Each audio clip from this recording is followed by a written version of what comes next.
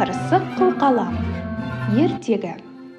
Ертеде, ай десе аузы, күн десе көзі бар ханшайым болыпты.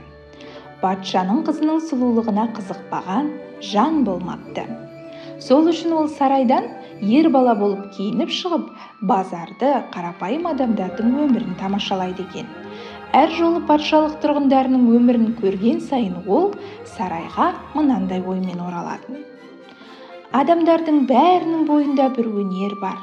Шеберлер бұйым жасап, әртістер өнер көрсетіп, аспаздар тағамдарын сатып күн көреді. Мен сияқты зәулім сарайда тұрмаса да, олар әлде қайда бақытты. Әкем мәңгі патша болып тұрмайды ғой. Мен де мәңгі сұлу болып қалмаймын. Сондықтан бір өнер үйренейін. Сүйікті ісің, бір ерекше қабілетің болмаса, құр шырайлы болғаннан не пайда? Бірақ туғалы молшылық пен қызметшілердің көмегін көріп өскен ару ештеңеге икемі жоқ екенін түсінді. Сондықтан патшалық тұрғындарына хабар салып, сиқыршыларды шақырады. Кімде-кім менің бойыма ерекше өнер дарытса, соның өміріне жететін байлық беремін. Бірақ ешбір сиқыршы еңбектенбеген, талаптанбаған адамға өнер дарыта алмайтын еді. Сондықтан ешқайсы ханшаның бұл тілегін орындай алған жоқ. Тек бір сиқыршы ғана ханшайымға ерекше зат ұсынды. Уа ханшайым, мен сізге көмектесетін бір затты тарту етейін.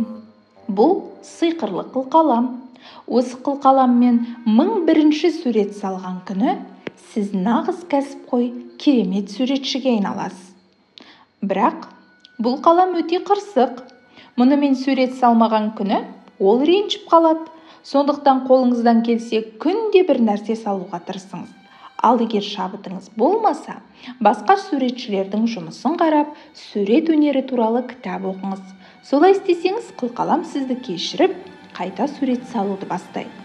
Ханшайым керемет суретші боласың деген сөзді естіп, сиқырлы қылқаламды қабыл алды. Бірақ 1001 сурет салу ол ойлағандай оңай болған жоқ. Шынымен бір күн сурет салмаса, қылқалам қырсығып қалады екен. Сондықтан ханшайым күн сайын бір уақытын сурет салуға, оқуға, ізденуге арнады. Бірінші суреттері шимай шатпақ болып шықса, кейінгілері тәп-тәуір болып келе жатты.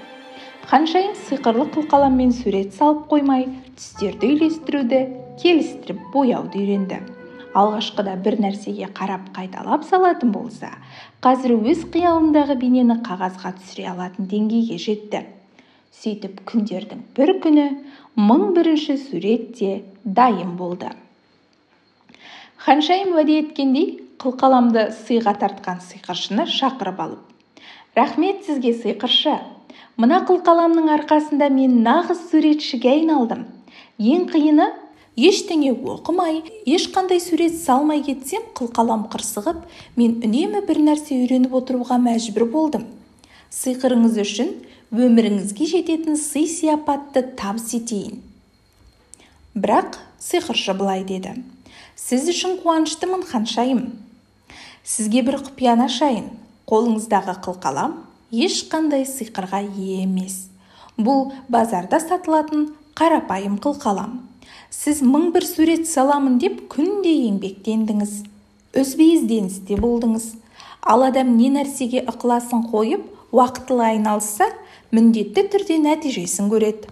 Сондықтан сіз сиқырмен емес, өз еңбегіңіз, талпыныс талабыңызбен суретші болдыңыз». «Сонда қалай? Менің ешқандай талантым, сиқырым болмаса да суретші болып кеттім бе?» «Сізде 1001-ші суретті салған күні суретші болам деген сенім болды.